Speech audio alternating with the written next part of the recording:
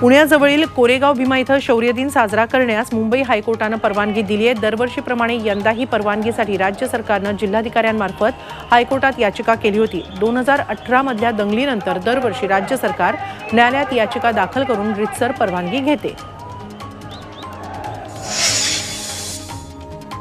बिराड मोर्चेकऱ्यांच्या शिष्टमंडळानं उपमुख्यमंत्री देवेंद्र फडणवीसांची भेट घेतली। काल रात्री फडणवीसांच्या नागपूरमधील देवगिरी या निवासस्थानी ही बैठक झाली। यावेळी आपल्या मागण्यांसंदर्भात सकारात्मक चर्चा झाल्याची माहिती मोर्चेकऱ्यांनी दिली। सत्यशोधक शेतकरी सभेचा नंदुरबार ते मंत्रालय असा पायी बिराड मोर्चा निघालाय।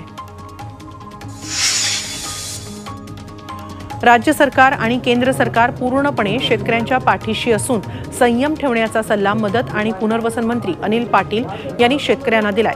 सोबतच मुख्यमंत्री आणि दोन्ही उपमुख्यमंत्री शेतकऱ्यांच्या बाबतीत संवेदनशील असल्याचंही ते म्हणाले। सोबतच धारावी मोर्चावरून अनिल पाटलांनी उद्धव ठाकरेंवर टीका केली आहे। ते जळगावमध्ये बोलत होते। शिवसेनेचे रायगड जिल्हाप्रमुख राजा केणी यांनी पालकमंत्री उदय सामंत यांच्याबाबत केलेल्या वक्तव्याचं खुद्द सामंत यांनी समर्थन केलंय। सामंत उद्योगमंत्री असूनही बेरोजगार तरुणांच्या रोजगाराचा प्रश्न सुटत नाही असं वक्तव्य केणींनी केलं होतं। मात्र या वक्तव्यात काहीच गैर नसल्याचं सांगत कार्यकर्त्यांना आपल्या मंत्र्याकडून अपेक्षा व्यक्त केली तर त्यात गैर काय असा सवाल सामंतांनी केलाय।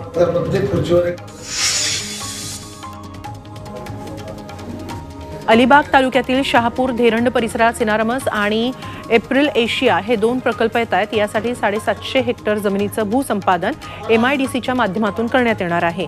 मात्र शासन नवीन भूसंपादन कायद्याचं पालन करत नसल्याचा आरोप शेतकऱ्यांनी केलाय। पालकमंत्री उदय सामंत यांनी एकरी 70 लाखांहून अधिक दर देण्याचं आश्वासन देत बैठक आटोपती घेतली। धुळे जिल्ह्यातील ग्रामीण भागातील रस्त्यांची दुरवस्था झाली आहे। त्यामुळे ग्रामस्थांना शहरात जाण्यास अडचणींचा सामना करावा लागतोय। वरखेडे रस्त्याच्या कामाला अद्याप सुरुवात झालेली नाही। त्यामुळे रस्त्याचं काम लवकरात लवकर पूर्ण करावं आणि रस्त्यावरचे खड्डे बुजवावेत अशी मागणी नागरिकांनी केली आहे।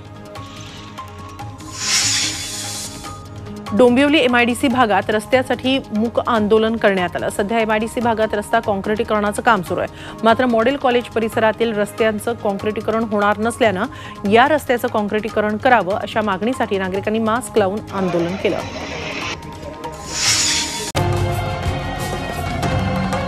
छत्रपतींचा विचार म्हणजे